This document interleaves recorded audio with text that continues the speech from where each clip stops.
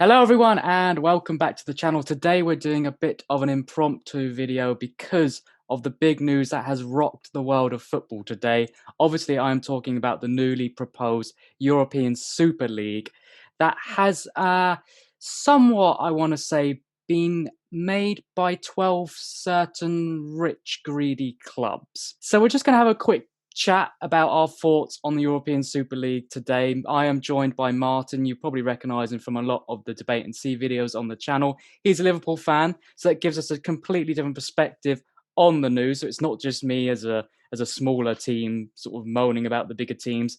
I think we can agree on this to start with, Martin. I think every fan, big team, small team, non-league, European, all are agreeing on this. That is just shocking, awful news, really. Yeah, there's no other way to describe it, really. It is just a punch to the gut, quite frankly.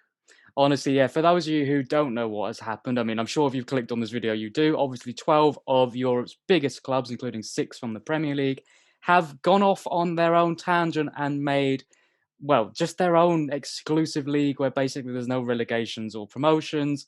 They've gone down the NFL, NBA, American model where they're just trying to make it all about themselves because they know they're going to get billions of pounds. I mean, I saw the news this morning. And like I didn't actually realize, Martin told me before we were filming that the news was actually announced, what, last night, late last night? Yeah, it was like 11 o'clock at night. Like I saw, because I get Liverpool tweet notifications. Yeah. Tweet, and it was like 11:20 at night. They just sort of tweeted like this official statement, and I'm just like, did you not think that anyone would notice? Because you're putting it out at 11 o'clock at night when the most of the UK is like winding down and getting ready to go to bed. Exactly. Like, I mean, they would have known that. The feedback for it has just been completely negative. I've not seen one pundit, one fan, anybody. No. And they knew that by releasing it late at night. Like I said, because I didn't actually realize it was released late at night. And I saw the news this morning because it was obviously trending on Twitter. And I thought, where's that come from? Because obviously, like we just mentioned before we were recording, it has been touted for a few months. There was it's been Klopp, Jurgen Klopp said back in 2019, this was talk, and he said something to the effect of, "Who wants to see Liverpool v Real Madrid 10 times?" Exactly. He's right. He's got it spot on. Yeah, exactly. Like the whole point of the Champions League is that the specialness of a Liverpool facing a Real Madrid or a Bayern Munich facing a Manchester United or whatnot on an odd occasion. Like, who wants to see that? Like every week, because there's only 12 teams in this proposed league. I mean, I've heard that they apparently might be going up to 15 I think or the plan is that the 12 that are the founders, and there's a possible 3 others, and then they would invite 5 on a sort of rolling basis. I think that's my understanding. Yeah, it's bizarre, isn't it? And the problem is with that is like, who are they going to be the 5 that they invite? Is it going to be decided by the Glazers and Abramovich and John Henry, and all of those, and like these and Daniel exactly. Levy, why do they get to decide? All these rich billionaires that are just it's just completely honestly. We'll start things off by obviously we're both completely against the idea, as we mentioned. I think everybody is. I've not seen a single person on board of it, apart from directors or owners, I should say. I don't even think directors are even on board. I think it's literally just club owners, and it's just purely motivated by money. And the timing of it could not be worse in a global pandemic. I mean, I think that's where a lot of people are initially annoyed at, because it's just come in the middle of when clubs are suffering. It's astonishingly tone deaf, in my opinion, honestly. Because as you mentioned, there's so okay, yes, lots of most football clubs are feeling the effect of the pandemic. We've not had fans in stadiums for over a year now. We get that, but the top teams have money from sponsorships, shirt sales, etc., to keep them afloat. This is something the lower league clubs don't have. Yeah. This is what I find so grotesque about it. It's just okay, we're going to go off and form our own gentleman's club, elitist bollocks, and just, have fun, with administration while we're off making billions for this stupid. Well, that's the thing. Like you said, they're already earning billions and billions of pounds anyway. Like Manchester United, the amount of shirt sales they make in Asia Africa, America alone. Like that Same with keeps them Liverpool. afloat. Liverpool, all of these big clubs, they do not need any more money. And I think that's why it stings so much because, we're talking about in a pandemic where clubs are having to let go staff who have been there for 10, 20, maybe even up to 50 years, working in catering and security behind the scenes. Every club has had to let people go because they're suffering with money. I mean, we all know the story of the Arsenal mascot that they couldn't keep on. Gunnosaurus, exactly. Like people, and then they're getting 40 billion or however much money a few months later after they were supposedly going to let him go because of coronavirus. It's completely outrageous. And I just think, even ignoring the pandemic, we're in an environment these days where football, we're only about a year and a half on from Bury going bust and disappearing off the face of the planet. And you've got teams like Bury and teams like Bolton who are just completely fallen out of the leagues, completely struggling for money, whilst you've got these 12 clubs who are not struggling for money, just going, oh, do you know what? We fancy our own private game. It's ridiculous. They are struggling, but they are not struggling to the extent of Bury and Bolton and all the other.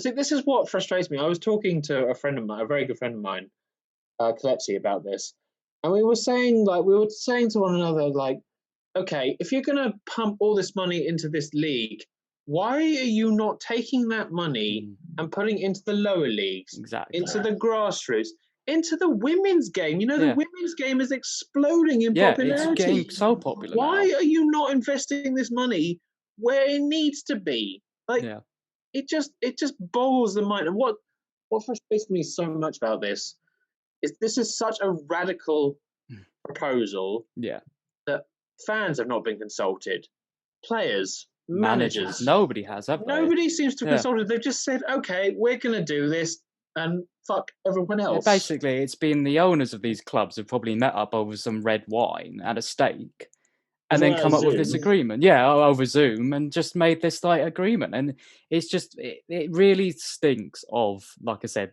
American influence. And I think, without I mean, I was celebrating Ipswich being taken over by American owners last week or a couple of weeks ago now. And I still would not want anything to do with this. I obviously, like you said yourself, Liverpool fan, and everybody is just. I mean, it's just because there's a lot of in the Liverpool fandom, in the Liverpool fan communities, there's a lot of are we FSG in or out? I obviously have a lot of respect for them. They took our club from the brink of administration back in 2010. They've won us a European Cup and a Premier League, something we've been trying to win for over 30 bloody years.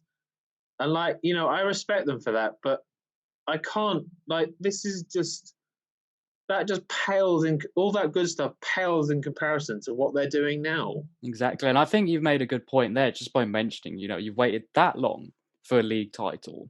And the reason it felt so special and it was such an emotional moment for Liverpool fans is because you waited that long. With this new tournament, what does it matter? You're just going to be in that league no matter what. There's no relegation, there's no promotion. If you finish, I saw a tweet where it was Tottenham could finish if they're allowed to remain in the Premier League, which we'll get onto. Tottenham, for example, or Arsenal, who, let's face it, at the moment are basically mid-table teams anyway. They could finish 17th in the Premier League, not qualify for the Champions League, but still have this European Super Cup. And it's just the whole point of football is that it is a revolving door of success and upset. And you only get to deserve those good moments if you've gone through the bad moments. Like Man City, for me, Manchester City, where were they 20 years ago? And we all know the story of Manchester City. Yes, they haven't got a very big fan base. Yes, they're changed by the millions, but them changing and then winning the league, the fans of Man City for 20 odd years or so, they deserve to have that moment. But now they're just, there's not going to be any there's no risk for them. They're just going to be okay, we didn't win the European Super League this year, we'll just have another go next year. There's no risk. Yeah, exactly. And that's the whole point. The football pyramid is you aim to strive year in, year out to, to be better than the rest, to constantly keep improving, buy new players, all that jazz, etc. And that's just all gone. It's just gone, It just, as you say, it's okay, we didn't win the European Super League this year. What does it matter? We're still in this competition. And we're still getting billions of pounds. And also, one thing, like, no one seems to thought about the fans in this situation.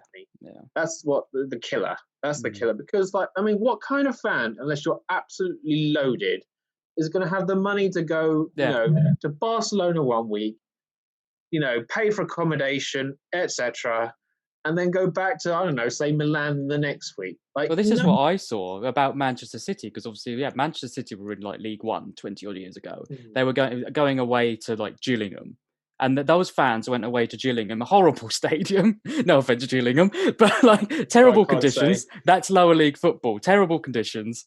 And then like those fans, they're the working class. The same with Liverpool, working class club. How are they going to afford to go away to Madrid or Turin or any of these places on a weekly basis? Then, well, only if you've got an obscene amount of cash. Yeah. And that will just result in just an influx of fans at these games who just aren't fans. It's just going to be tourism. Like, you're going to get that's exactly it. You're going to get people who don't know like half of the matchday squad. They're exactly. Like, oh, who's this guy? And like, it just feels like for all these clubs, it's just years of history just obliterated overnight like that. Like I said, I was telling you before recording this. My passion for the sport just feels like it's evaporated. I remember, like, because I saw the announcement, I just remember going to bed thinking, what is this sport?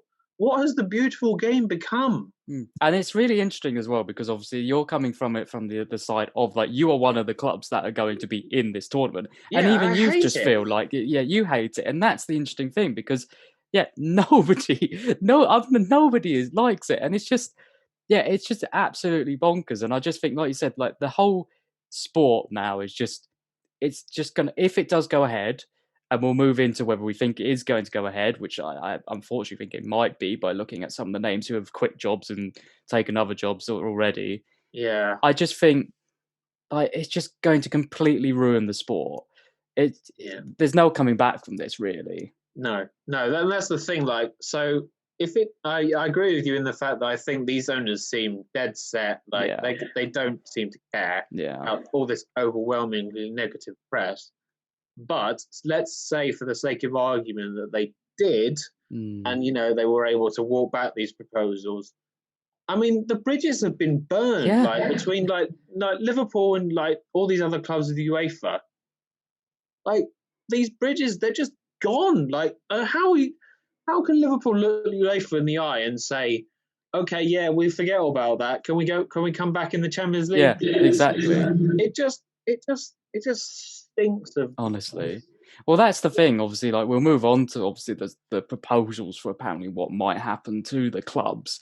Obviously, it's a weird scenario, and there's been loads of things being thrown around. Obviously, there's the idea of them being kicked out of the leagues. There's the idea of the players being banned from FIFA tournaments because it's not a FIFA recognised tournament, so therefore they wouldn't be recognised as FIFA professional players. So it's all a bit weird. Like I don't really know what route they're going to go down. I mean, it would be shocking if clubs did get kicked out of leagues. I mean, can you imagine if we just lose the top 6 in England? It would be the end of football as we know it, to be quite frank. I mean, like we saw that statement from UEFA and all the FAs and whatnot about kicking these teams out. And like that's not a threat you make idly. Like they have to stick by their guns, and I would absolutely be in favour of. I would support it. Yeah, like, look, I'm a Liverpool fan. I did love this club, but that love is slowly eroding given what everything's going on.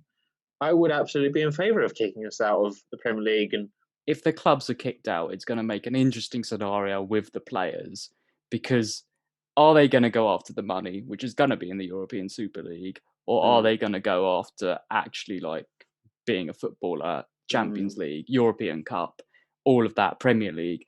It's going to, even that alone, it's going to create such divisions, because you're going to have some players, let's face it, some of them are going to just go after the money, which you can't really blame them.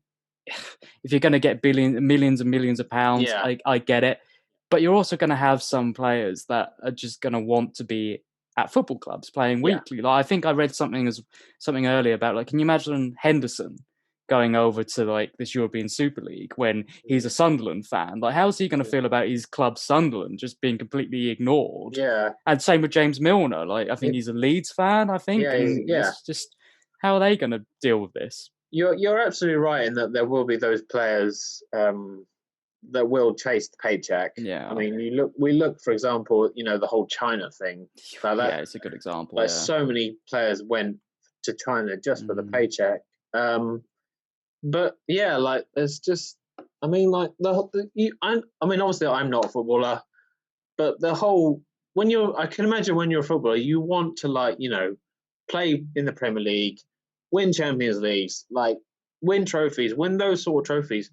Who wants to win the flipping European Super League JP Morgan trophy? Well, yeah, it just says it doesn't exist. That's the thing. Like, you can't just make a tournament out. But I mean, it really stinks to me of it's like a preseason friendly tournament, and they've gone, actually, we're just going to do this on our own. It's just a massive glorified preseason friendly. That's basically it. And I think that's the thing. I think if it does go ahead, which is looking likely, then I can see the clubs running it back after a few years. I give it 10 years or so.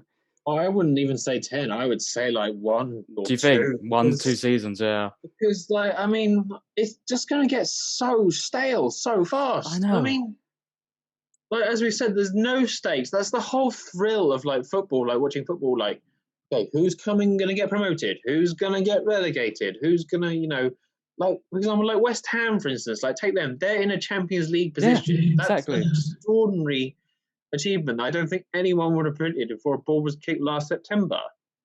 And well, look at Leicester. I mean, Leicester winning the league 4 or 5 years ago, and then going on to Champions League football, and really Leeds, like coming up this last season, and they're on course for a top half finish. And Sheffield United last year as well. Like, that's the thing. It's all meant to be clubs go up, and you get these new clubs coming, because that's what I was getting on about earlier. It's like football has always been about, like, you go through the bad times, you get some good times. You go through the bad times, you get some good. That's what makes it so exciting. Like a club like mine, Ipswich, we were the best team in England back in like the 60s or whatever, or the 80s. And now we're in League One. And eventually, we'll be back in the Premier League, without a doubt. And then we'll probably be back in League One again. Like, that's the whole point. You have to go for those ebbs and flows to actually have the love of football. And I just think if you're just going to be in this league and you're like, okay, well, I finished 12th out of 12 teams, but it doesn't really matter. Like, how are you going to love that? You touched on it earlier. It just all feels very Americanized. And I think it's telling that of the 6 Premier League clubs, 3 are owned by American owners. It just all, I mean, like, props to, like, because apparently, what was it, PSG, Bayern, and Dortmund? Yeah, they've turned it down. And they turned it down. I mean, props to them. It's surprising from PSG, I will admit that. I would have thought PSG would have been straight in, but yeah, they've sort of turned it down.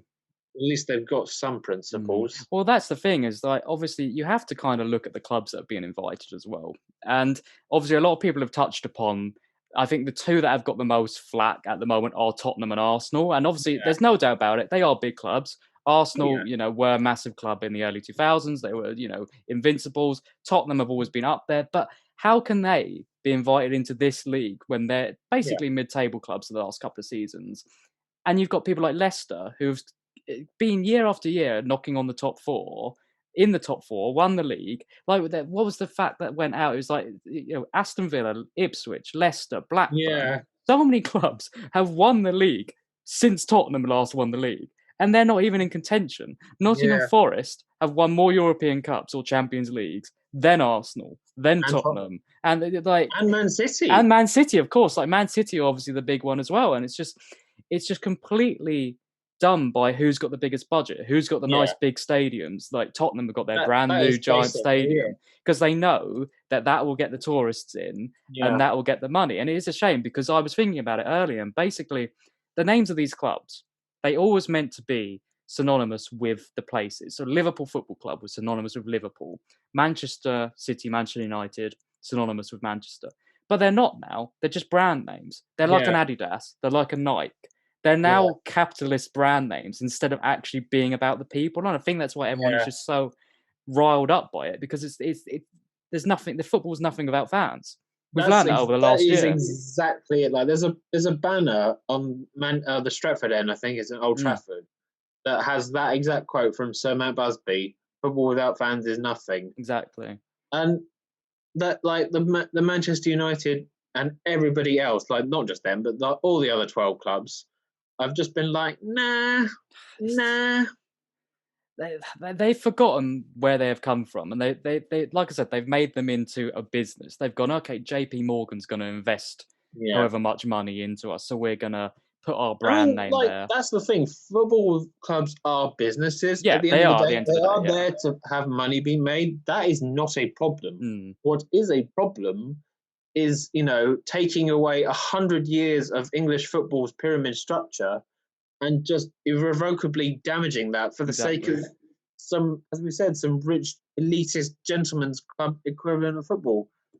My mate Kalechi, she said something like, it was like, this is the equivalent of football's Brexit.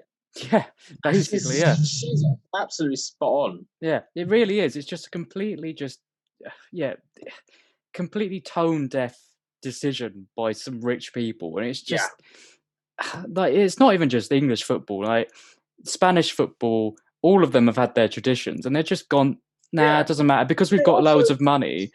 Reeks as well, because Barcelona, for example, take them. They are in a massive ton of debt. Yeah, they're the huge amount.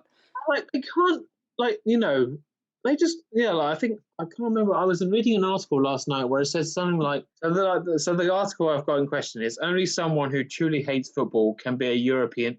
Excuse me. Only someone who truly hates football can be behind a European Super League. I recommend reading this article because it is absolutely brilliant. Yeah, so that Barcelona are 1 billion in debt and facing one of the biggest financial crises in the history. Real Madrid were unable to afford a single big signing last summer. Juventus have to find 100 million by the end of June. Interzona saw emergency funding by the end of February.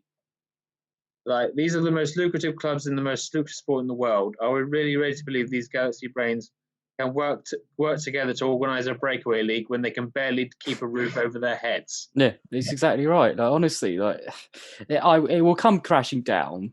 Hopefully, hopefully it will all backfire on them. But it's just, like you said, how can you be a fan of football and want to support that? It's just a business model. It's such a shame. Yeah, and I said, this is just, I've supported Liverpool for as long as I can remember. That is 20 plus years of supporting this club, now potentially over. That breaks my heart. As we talked about, Liverpool won the league barely 12 months ago. That was one of the happiest moments of my life, and now it's all just been thrown away for the sake of just some more money. I mean, the owners, these owners of these 12 clubs have shown their true colours. Like, they do not give a flying fuck about the fans. He's like, you've announced this when fans are struggling financially as well, let alone the clubs. Fans are on furlough, are struggling with money, have lost jobs, have lost finances, and you're just going, oh, it doesn't matter. We've got billions. It's just astonishingly tone deaf. And let's not forget, they'll probably charge everybody God knows how much money to watch them if on TV. I mean, obviously, I think BT and Sky have said that they don't want anything to do with it. Whether if they get offered it or not, they would actually continue with that because Sky are no saints. Let's not forget that. So there have been some arguments from some people that basically have been Sky and BT have tried to exploit the fans, and yet they have. You do have a point, that whole pay-per-view business earlier in the season with 15 quid per game. That was just obscene. But they backtrack on that. Yeah. They realised, yes, okay, it was stupid to implement, and they realised they got it wrong, but they backtrack. There seems to be no sign of them backtracking here. And I think 18th of April could well go down in history. 18th of April 2021 could well go down in history as the day football died. Yeah, honestly. Yeah. And I think that is a big statement for us to sort of wrap up on, because I think you're exactly right there. But sort of to finish off, I mean, what do you think is going to happen in the next few weeks if you had to put your money on it? Where do you think we're going to go from here? I mean, the situation's ever changing, so it is very hard to predict.